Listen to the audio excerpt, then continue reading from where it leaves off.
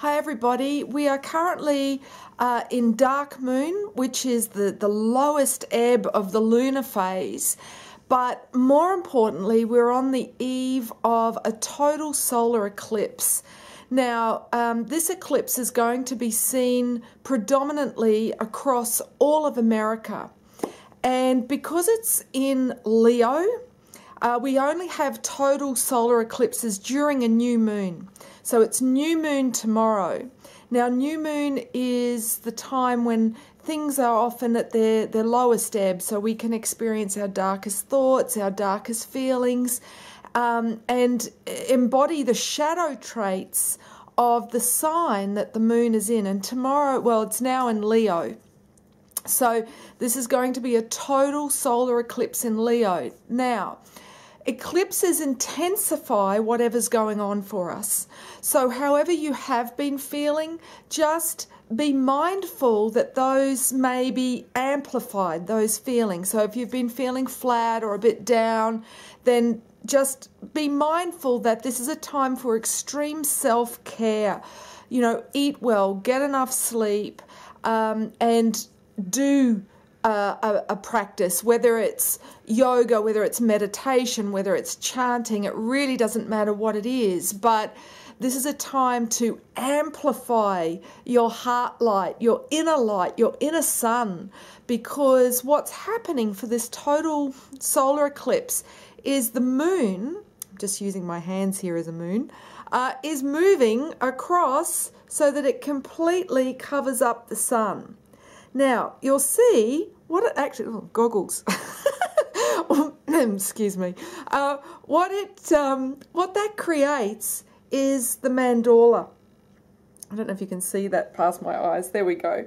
So the sacred symbol of two intercepting circles that opens up the Vesica Pisces, which is that sacred opening that's a yoni shape, a vulva shape, which is a portal for death and rebirth. Now that doesn't need to be obviously a physical death, although I would encourage you to take extra care around naked flames. In the last 24 hours I've seen one friend had her house burned down and another had her van burned down. So, you know, this could be a ground zero event for some, you know, in many forms, but just do be, you know, careful around fire, because Leo is a fire sign.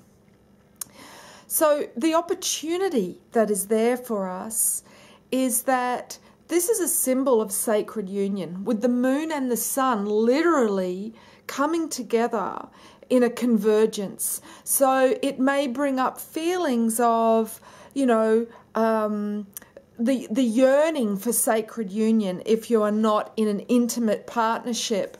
Now, the way that I would recommend you know, dealing with those feelings, I know I've been feeling that myself, is meditation, because, or yoga, which means union. When we enter into a state of union with our unseen self, with our higher self, then we experience union with our divine, so between the human and the divine self, and this helps us to not feel separation, to not go into a state of lack or scarcity, and ultimately, you know, we are everything, so we can gift ourselves union without needing the physical presence of another being. This may also bring up the shadow in relationships with the sun and the moon converging. So tomorrow morning I'll be guiding a global healing meditation, because my knowing is that this portal is an opportunity for us to send a wave, like an injection of light through that sacred opening, through that portal, to send love and healing wherever it's needed on the globe, but also to raise the collective consciousness from 3D, which is where people are stuck in only focusing on the physical. Okay, so coming out of just the bottom three chakras, which is the base chakra operating out of, you know, a need for power and control in order to deal with their fears of chaos.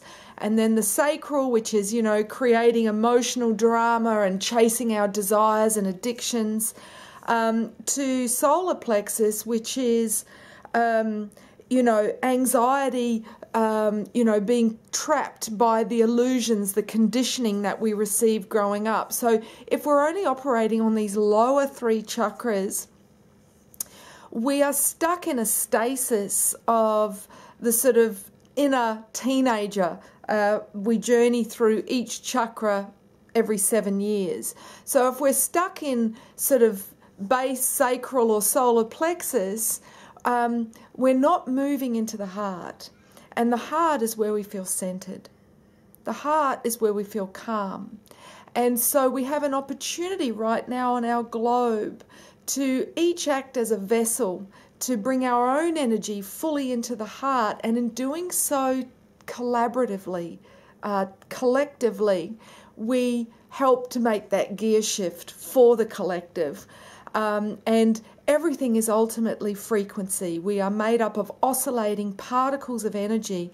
So when enough of us reach critical mass, it will then shift the collective consciousness, the collective frequency on our planet into the 4th dimension, so that we are motivated by our heart's wisdom, our heart's knowing, our conscience. Every choice we make will be honoring growth. And this is how collectively we fulfill the whirling rainbow prophecy and return our earth back to green, back to that created by love from our one heart. So this meditation is going to be synchronizing with other teachers all around the world that are leading meditations for this purpose, and it's to coincide with the heart chi time, 11 a.m. It starts, and that heart chi activation goes through until 1 p.m. So we'll be meeting at 11 a.m. Pacific time, which is California, LA time. I'm sorry to my friends here in Australia, that's 4 a.m. in the morning for us. So, you know, pajamas are most welcome. And I will put the link below this video so that you can register. But yeah, the more people, the more potency, the more love we have to spread the good stuff and really give our beloved Earth Mother and our beloved Earth family what we need, which is the light of love and truth. So yeah, I welcome you to join me tomorrow, and look after yourselves. It's what feels like the darkest before the dawn, because if we get through this month, and I particularly want to bathe the US in light, because Dark Moon and Leo can really bring out tyrannical leadership, abuses of power. So the fact that it's most visible across America, this eclipse, that's where it's going to be felt the most. So we really want to direct love light over there. But the next new moon, when we make it through this, we're going to have 5 planets in Virgo, which is a return to the sacred. So this may be the darkest before the dawn. So join me to be bearers of the light, Dakinis, skywalkers, light bringers, to be that sort of beacon during the dark times. So blessings. I'll see you at 4 a.m. Melbourne time via the link below.